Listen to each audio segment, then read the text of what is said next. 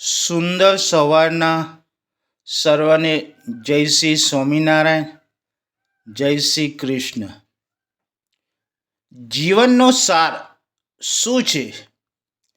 ખૂબ જ અદ્ભુત પ્રેરણા સંદેશ છે, તો ધ્યાનથી જરૂરથી સાંભળજો. જીવન એ ઈશ્વરનું ખૂબ જ અદ્ભુત સર્જન છે. આ જગતમાં જન્મ લેનાર દરેક પ્રાણીનો એક અર્થ હોય છે, એક જ હેતુ હોય છે અને એક યાત્રા છે. મનુષ્યને ઈશ્વરે વિચારવાની, સમજવાની અને મૂલ્યવાન જીવન જીવવાની શક્તિ આપી છે. પરંતુ મોટે ભાગે માણસ પોતાના જીવનનો સાચો હેતુ ભૂલી જાય છે. રૂપિયા, સંપત્તિ, પ્રતિષ્ઠા, સુખ સગવડોની શોધમાં માણસ જીવનની સાચી મીઠાશ ગુમાવી દે છે. એટલે જ જીવનનો સાર સમજવું, જીવનને માણવું અને જીવનમાંથી શીખવું ખૂબ જ જરૂરી છે. તેને આપણે સમજીશું.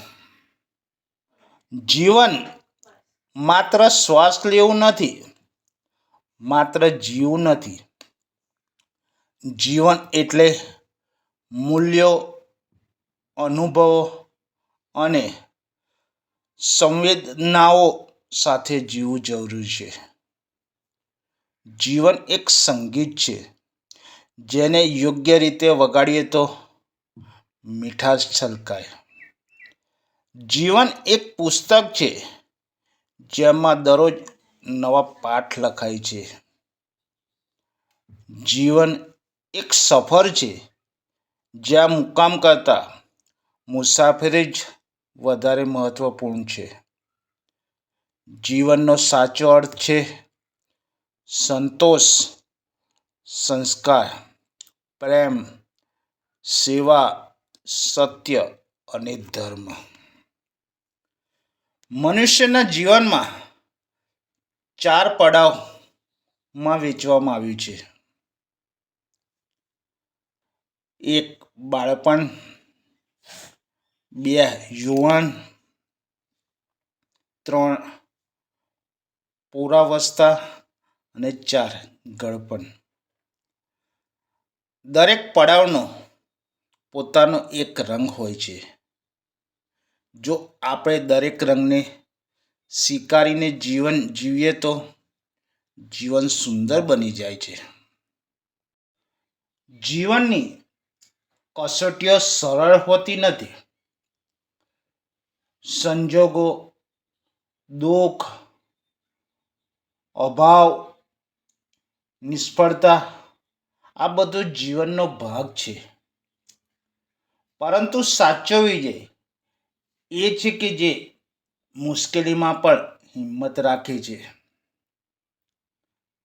દુઃખ આપણને ખુશીઓની કદર કરતા શીખવાડે છે. આભાર આપણને મહેનત કરવાનું શીખવાડે છે. સુખ બહારથી નથી, પણ અંદરથી છે. સુખ સંપત્તિમાં નથી, મનની શાંતિમાં છે. સુખ બીજાને હરાવવામાં નથી, બીજાને જીતવામાં છે. જીવનનો સાચો આનંદ સંબંધોમાં છે.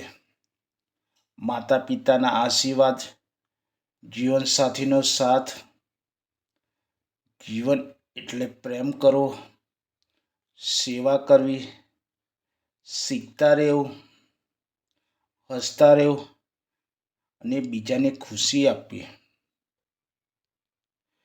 યાદ રાખો, જીવન ટૂંકું છે, પરંતુ આપણે તેને સાચી રીતે જીવીએ તો તે અખંડ આનંદ આપે છે.